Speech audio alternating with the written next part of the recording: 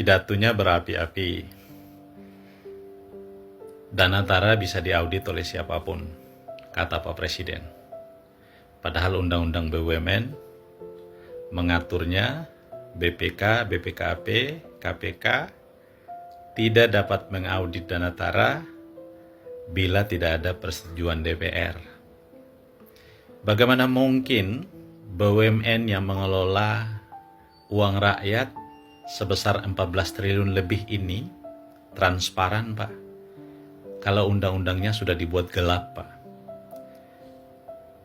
BUMN ini dilabeli oleh kebal hukum, Pak. Menjadi pintu masuk kejahatan direncanakan jauh-jauh hari, Pak, atau dini hari, Pak.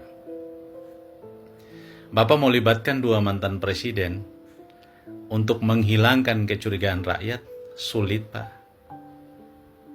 Sulit, Pak.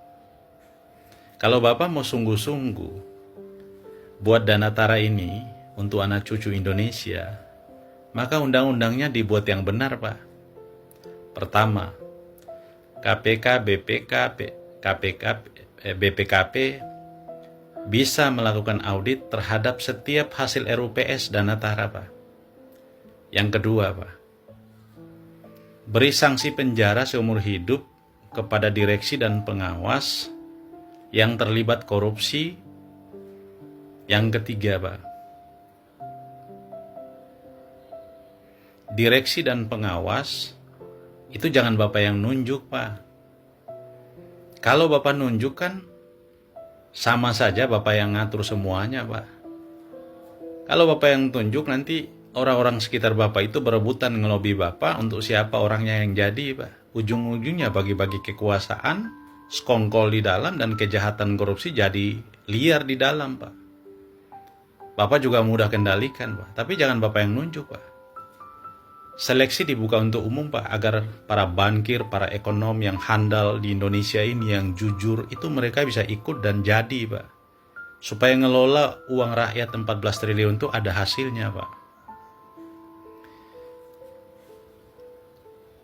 Bapak harus tahu, Pak, dari hasil ICW itu, Pak, ada 116 kasus yang terjadi di BUMN. Kerugian negaranya 40 triliun itu sulit dibongkar, Pak.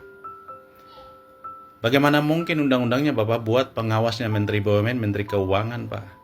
Jadi kalau ada skandal-skandal korupsi di dalam, Pak, kong kali kong urusan beres, Pak.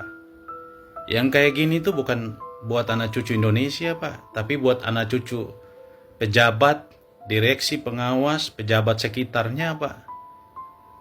Rakyat tidak akan percaya, Pak. Apa yang Bapak lakukan itu, Pak? Bapak buat organisasinya, Bapak nunjuk pengawasnya, Bapak nunjuk direksinya, Bapak kasih modalnya. Kan sama jatuhnya kan kayak perusahaan Bapak, Pak. Karena Bapak yang presiden. Tidak ada yang bisa mengintervensi kewenangan Bapak sebagai presiden, Pak. Kecuali kejujuran, kemurahan hati Bapak, kebijaksanaan Bapak untuk Indonesia, Pak. Benar-benar berbuat untuk Indonesia, Pak. Baru kita percaya, Pak. Kalau undang-undangnya sudah menyimpang, Pak, bagaimana kita mau percaya, Pak? Ini hanya membuat kami menyatakan satu hal, Pak. Miris, Pak. Miris, sedih, dan membiarkan Indonesia begini terus sampai kapan, Pak?